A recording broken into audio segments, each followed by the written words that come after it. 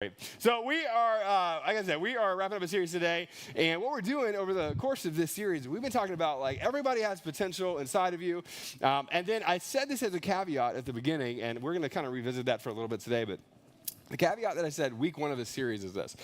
That all of you in the room, I would say almost all of you, to my knowledge, all of you in the room, you are good people. So I would say there's a part of this series that kind of feels weird to talk about because number one, you're probably a good human. Number two, you're likely pretty successful. You're good at the things that you do.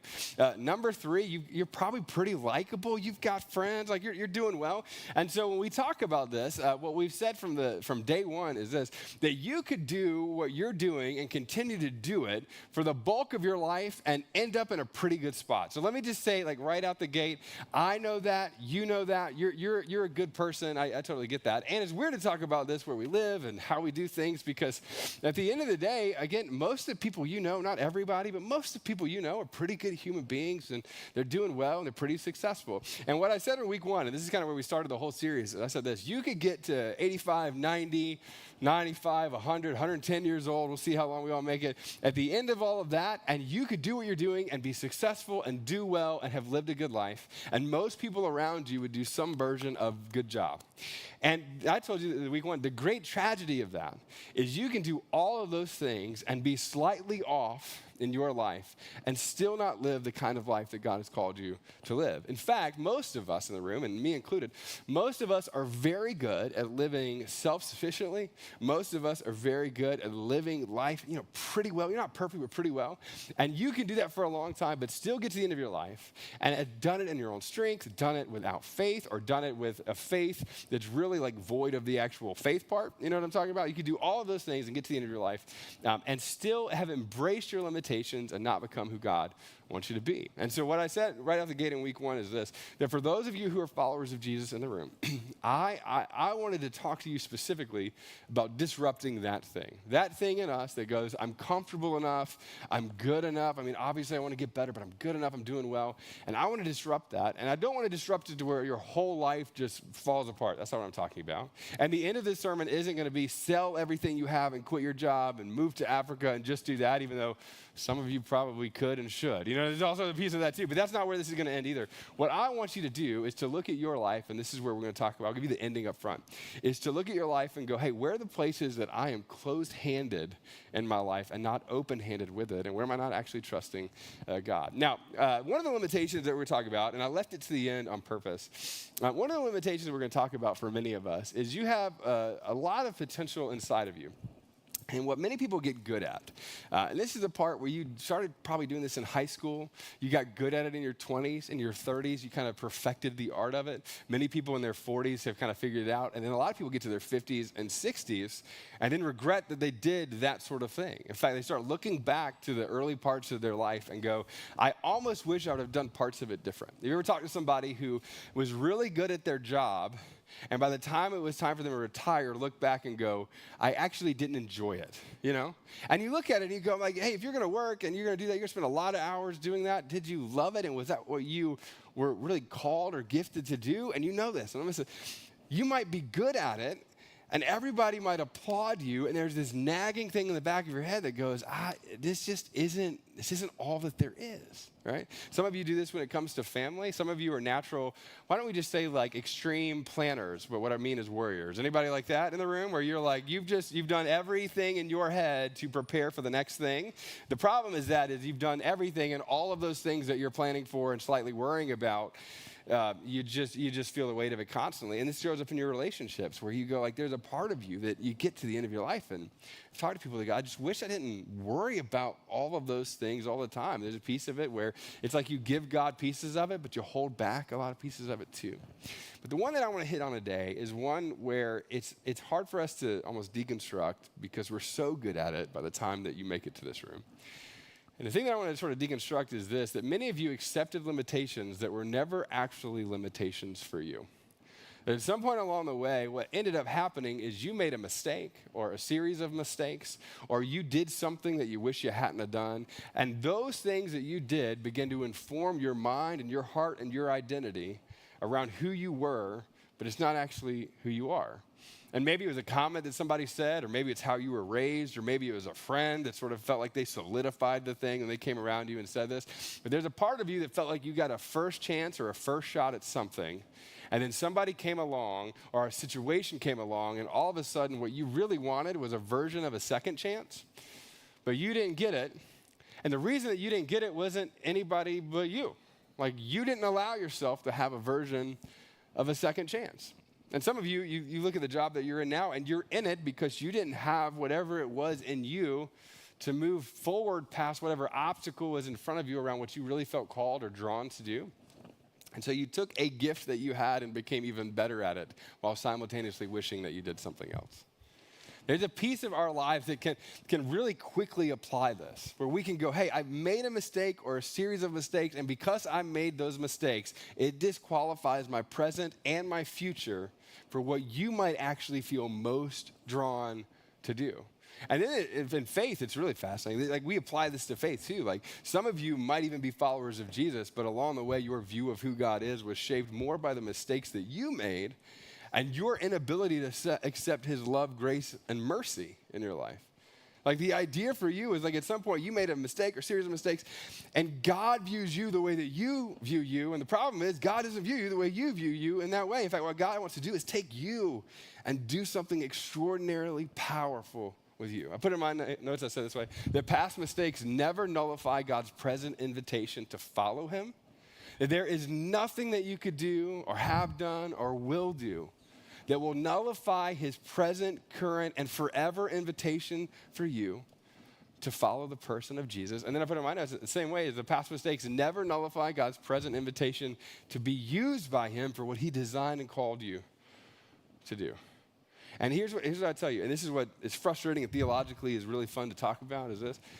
But rarely, I think God does it sometimes, but rarely does God force you into situations where he imposes that sort of like will for your life without you openly saying, here, take it. And that's the maddening thing, right? If I were really honest, and if I was God, which would be a deep mistake, and the Braves would always win. But anyway, if that were the case, like, I would want him, the Atlanta Braves, opening day is on Thursday. Anyway, so there's a little bit of that. I would say this: what I would want is to just know for sure, and I would almost prefer it to be imposed upon me. The maddening thing and the beautiful part about your life is that God extends an invitation, but he's not imposing it most of the time. And so what we're going to do over the next few minutes is we're going to look at an area of the Bible where Jesus this is kind of weird to talk about, but is very human in the ways that he approaches people. So a lot of times we talk about Jesus as only God, and he's certainly God. And also, he was a guy that walked around with dirty feet in the ancient sort of Roman world. He was doing all these things. He was interacting with people. Like, we know that he was tempted in all the ways that we're tempted. He was a person, and he was a leader, and very specifically, he was a rabbi. And what he did was he would call people to follow him in unique ways. And one of the people that he called to follow him is a guy named Matthew, who is a tax collector. Now, again, you don't talk about tax collectors very often, but I'm going to give you a little bit of just like views around this. As soon as I put tax collector up there, even in 2024, you just don't like that idea anyway. Like, don't take my money. You know what I mean? There's a little bit of that, right? And if you feel that in our system, you can imagine how these people would have felt, because oftentimes what tax collectors were very good at was manipulating a situation to some degree, specifically on people who had lesser resources, to get more from them, right? And so what he had chosen to become, and we'll talk about this in a second a little bit more, he chose to become a tax collector. And what's fascinating about them is this: oftentimes they were multilingual. They could speak multiple languages because they would set up shop, almost like with a little Square payment. You've seen these things like Square payment. They're going to take your money. They're going to figure out a way to get more of it oftentimes. And this is kind of what he was doing. The second one is this: the ability to manage complex math conversions. I don't think that's a bad thing. I'm just jealous of it. Like, Henry asked me a question that involved addition and subtraction, and I asked Siri the other day. Like, that's where we're at in our house around that. Second grade math is where I tap out. Like, that was where it's at. But they would be able to do this. They would be doing it on the fly, and there's a good and bad part to it. The good part is that they could do it. The bad part is they were also able to do it better than many of the people that they were getting the taxes from. They were manipulating these situations in interesting ways.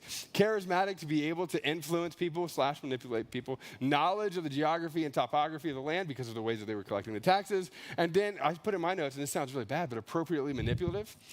Meaning this, that there's like a line between like I'm influencing and leading and a line towards like I'm a manipulator, right? And many of the people that were doing this sort of thing were bending over towards the manipulation side of whatever that spectrum is. And this is what's fascinating. Matthew would have likely chosen this career, right? Matthew made this decision, right? Matthew's decision to be a tax collector also rendered him unlikely for a second chance, specifically relationally with the people that he was interacting with every day, right? And this is what's so interesting. Part of the psyche that I think is so fascinating around this is he decided to do this thing to become like a tax collector, and what you get juxtaposed with is this idea of a tax collector doing this sort of thing and what he ultimately became, which was a disciple of a rabbi, which is different than some of the ways that you were maybe brought up to be thinking about this. There's a very practical part of this. He wasn't just a disciple of Jesus, though he was. He was a disciple of a rabbi. And the way that this worked is young Jewish boys, kind of the pinnacle of it. Like, how many of you wanted to be in the NBA one day? Anybody wanted to be in the NBA or MLB? Go ahead. Josh probably could have been in the NBA. Everybody, hey, Josh, it's going to embarrass you. Hey, you want to be in the NBA, right? You have these dreams, like this sort of thing. This is kind of the thing where like a lot of young Jewish boys, they didn't, maybe differently, but they wanted to be in this because this disciple of a rabbi thing would have been the smartest, the people who made it through the process in the most interesting and powerful way. They moved through a multi-year sort of thing where they were memorizing and learning all of these sorts of things. In fact, you talk about it like this way. This is kind of this idea around somebody who memorized the entire Hebrew Bible. This is part of the journey that a person would have been on, memorize interpretation of famous rabbis. This is what you're doing on a Tuesday. I don't just know things. I don't just memorize things. But rabbis would present unique views on the text, right? So a lot of people don't know this about Jesus, but when Jesus teaches in subversive ways, that wasn't abnormal for a rabbi, right? Rabbis had their unique sort of bent on these sorts of things. And so what disciples would do would learn the person that they were following, but learn the collective group of these views as well. It was often around a 25-year journey of discipleship with following this. The idea, you've heard me talk about this before, is to be covered in the dust of your rabbi. Ray Vander Laan talks about this. Beautiful picture of like, I follow my rabbi so closely that when he walks on dirt sort of roads or dirt streets, that the dust kicks up and I'm dirty because of how close I follow that rabbi. You didn't just want to know what they knew, you wanted to be like them. And then I put it's kind of like trying to get in the NBA. There's a little bit of this over the course of their life where they are moving towards something, and almost every Jewish young boy didn't make it. And what's fascinating about Jesus is the rabbi, Jesus, we talk about him, what he did is he would pick the people who didn't make it, which was wildly different than what most people would do, right?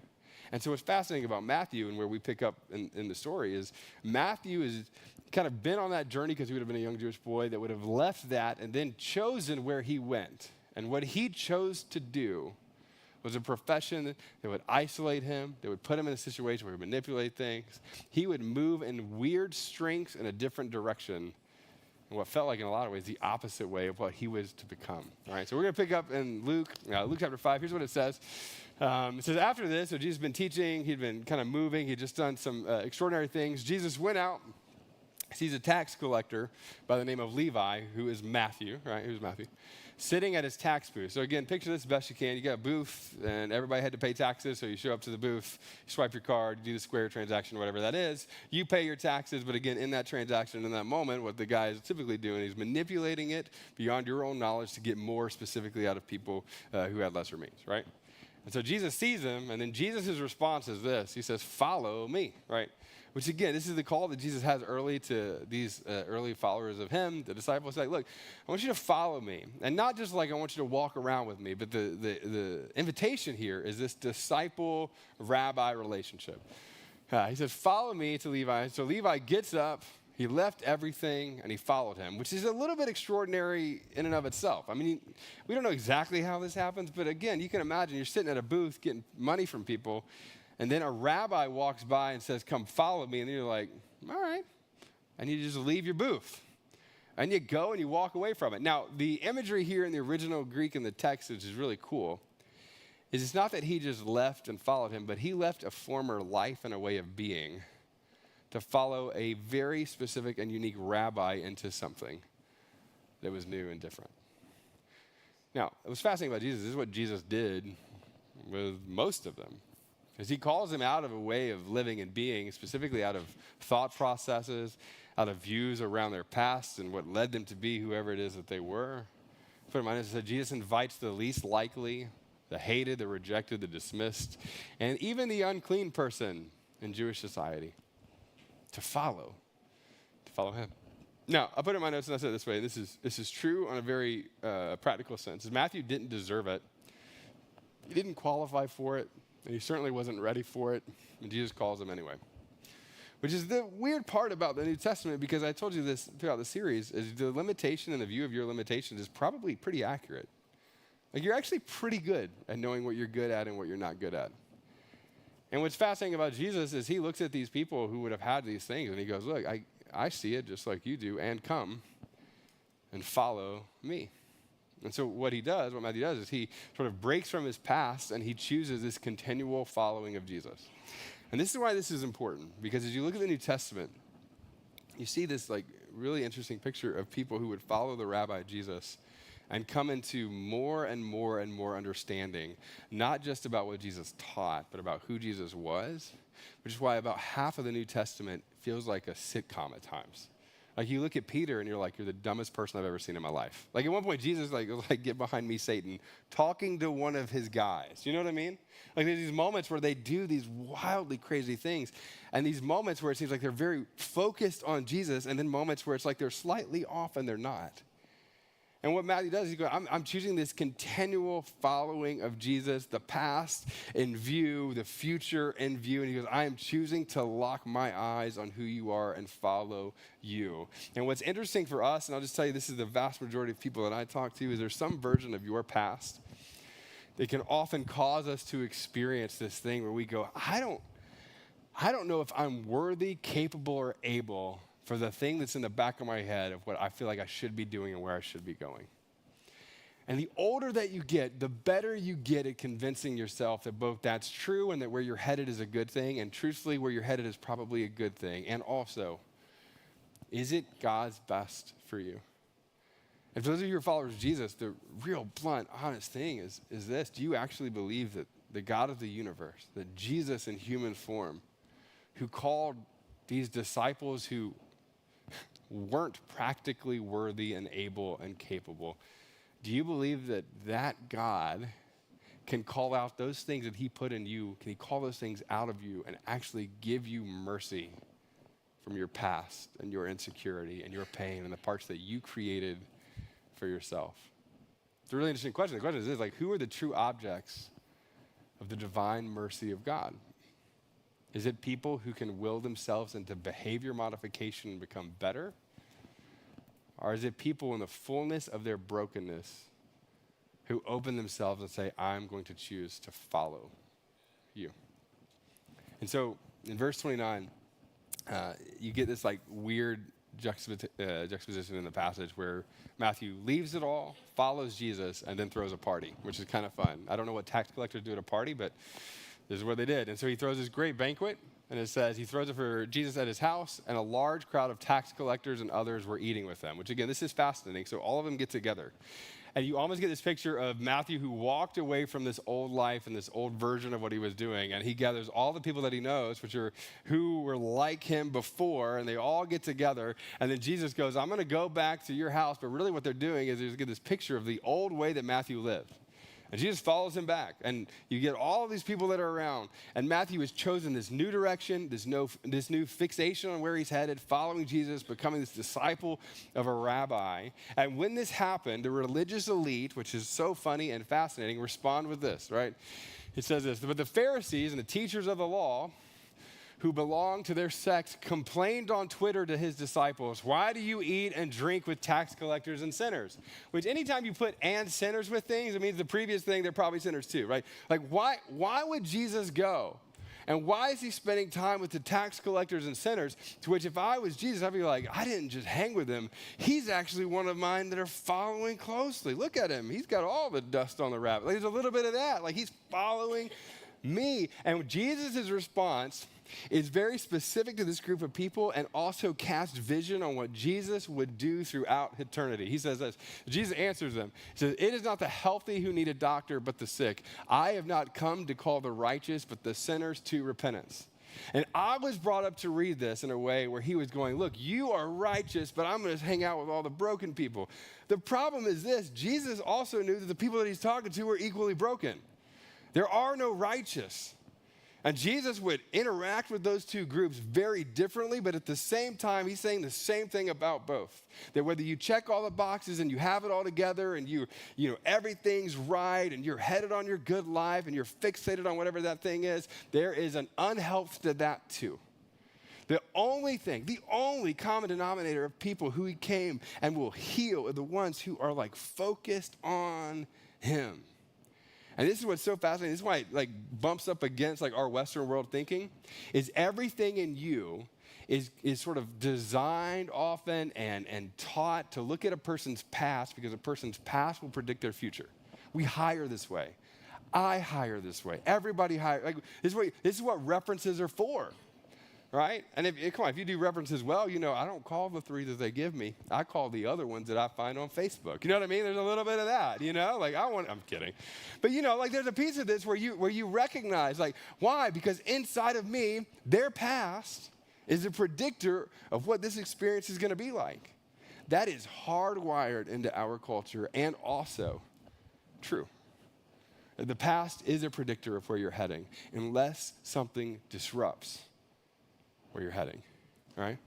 I put your past predictor of your future if something doesn't change in your present, and this is what Christianity does. This is what Jesus is all about doing. It's going, this person was here and they were heading here, but I'm not changing their behavior. Christianity, come on, hear me on this. Christianity has nothing to do with your behavior modification. Nothing. And most of you are already good. Like, your crazy uncle needs some of that, but you don't, you know, especially in November. Am I right? Like, election season, we don't even talk to those people, right? Like, you just don't. Like, Thanksgiving this year is going to be real weird for most of us, you know? There's a part of you that goes like, I'm not doing that. It's not behavior modification. Jesus comes in and he transforms the fullness of you. The fullness of your brokenness. He takes all of that and he doesn't just make you better. You can make you better.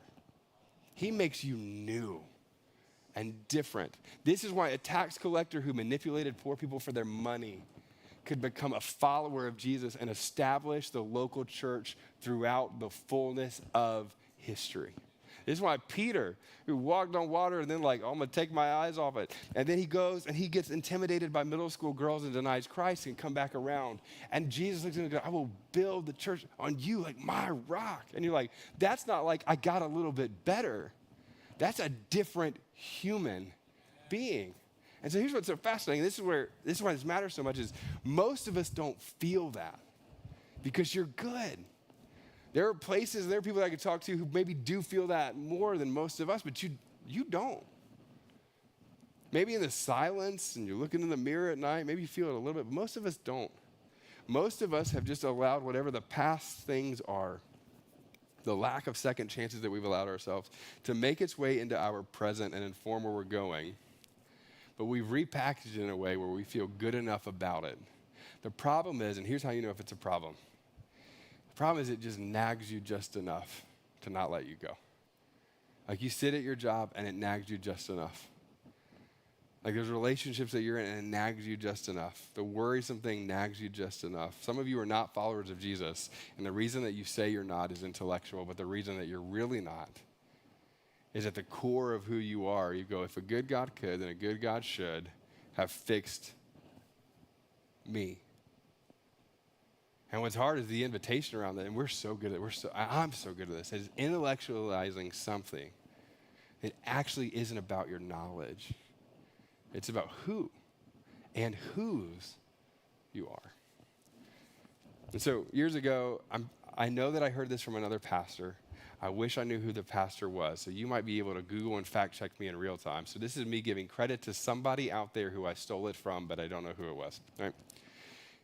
And there were 3 statements around this that were so powerful that I say, like, this is something I've worked to adopt over the last several years, and that's this. And when it comes to my past will inform, but it will not define because it doesn't have the power to define me as a person who's a follower of Jesus. It will inform my present, but it does not define my present or my future, which means whatever mistake you carried into the present does not define you. Jesus gets that right. The second one is this: my future is built one choice of direction at a time. And here's what I mean by that. There's a lot of preachers who will preach this, and this is so funny. It drives me absolutely insane. Like, I really have to hold myself back. I'm watching TV. I'm like, you need to calm down. Like, anyway, I've sent a few anonymous emails. Anyway, there's this thing where they go like, if you follow Jesus, then here's the things that you do, and more importantly, here's the things you don't do, right? And it's all about your strength. It's all about you striving to be better, right? But all throughout the Gospels, what you find Jesus doing is saying, fix your eyes on me and follow me.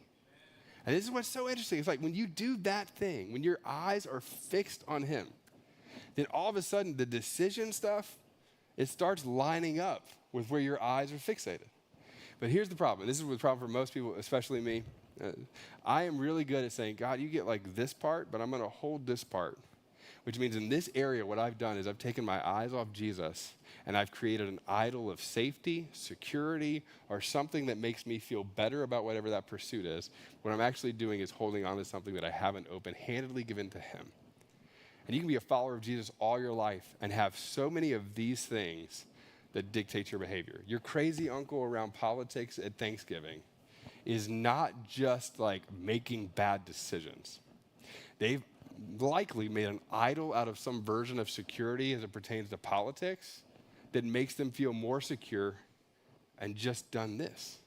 If you're here and you're not a follower of Jesus and Christians like frustrate you, here's like the inside track, ready? Here's what's happening. It's people who believe that Jesus was powerful enough to die on the cross and raise from the dead, but not powerful enough to have control over whatever I'm holding in my hand closed back here. Right? That's the difference. And which is this going like, it's not they're a bad person. They're just going like, hey, I have moved my focus here, which we all do. I do this with my kids all the time. I've told you this before. When it comes to worrying about my kids, I'm like, I'm going to be the protector of my kids. Some of you look at me like, I don't think you could. Anyway, there's a different thing. But I think about this. Like, you can have job, sure. You can have church stuff, sure. You can have marriage stuff, all that, sure. You can have future, absolutely. But when it comes to this thing, I'm going to hold so tightly back here. So tight. You know how I knew? This is how I knew. We moved into a house a while back, and this is when I knew this was a fun problem, is I bought more security cameras for our home than they have at the White House. Can I tell you, like, at any given moment. And then what I do is we invite babysitters to come. I'm like, hey, just want you to know, it's right here. It's right here. And I was like, oh, what is that? What is that in me?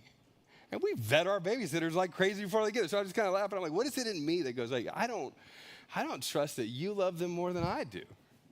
There's a piece of, I can do this all day because I will set an idol out of something that makes it feel like that I have more safety or security over here, right? So when it comes to your decision-making and your future is built one choice, not of just decision-making, but one choice of direction at a time. And the last one is this: the decision to affirm or reaffirm a direction is always presently mine, which means as a follower of Jesus, you don't decide once and then it's over. Matthew didn't say, I'm going to follow you in one instance and then all of a sudden everything aligned. He said, I'm going to follow you. And that's it. Which means sometimes I'm following you here, and then sometimes I'm like, oh, no, that's not it. And life makes you go, nope, that's really not it. The illusion of control you thought you had over here vanishes, and then Jesus, please come over here. And you're like, oh, yeah, please, God. This is the person who doesn't study. It's the same principle when you're in 7th grade. I'm not going to study for the test, and I get to the test like, please help me, you know? And what's fascinating is more than I ever would, Jesus tends to. Not with your test, but other things. You know what I mean? Like, there's a piece of this where you go like, I find myself crying out to God because I need him. The problem is that when you make false idols, you just don't need him. Because what your greatest felt need is in the moment, you can satisfy for yourself. And that's a great way to live a good life and miss the life that Jesus has for you. And so I put it in my notes and just like, nail this down. There is no place that you have been that nullifies what God might do through you.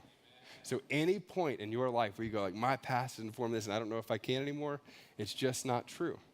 There are too many instances of Jesus disrupting that. The other one is this: when it seems impossible, the truth of the matter is it's never impossible with God. Our brokenness never has the final say.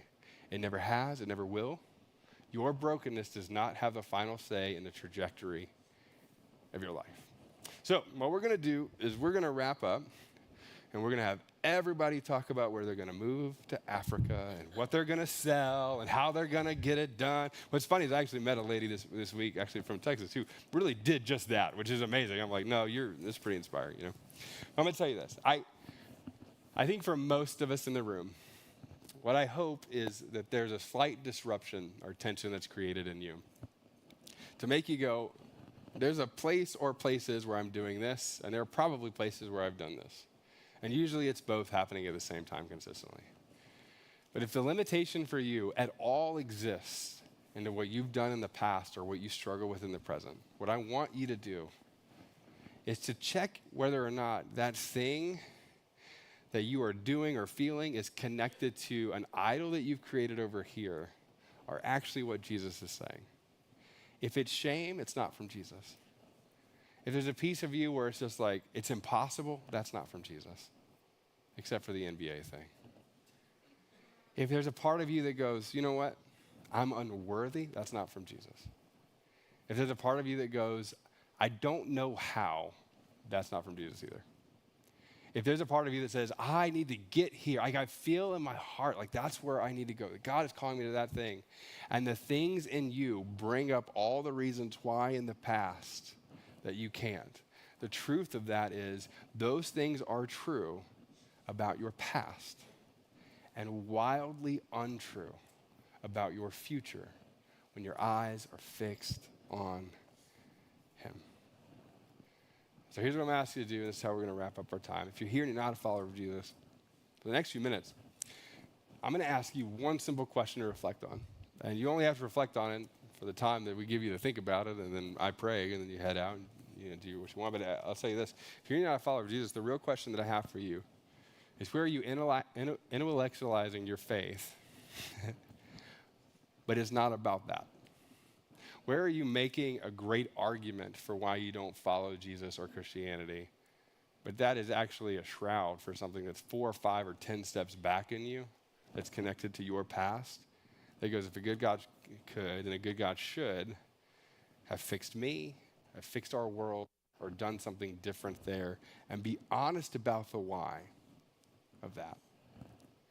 And then for those of you who are followers of Jesus, in just a second, I want to give you a chance to reflect on this. What I want you to reflect on is this. What is the idol that you created other than Jesus to give you a sense of security, to give you a sense of meaning and purpose?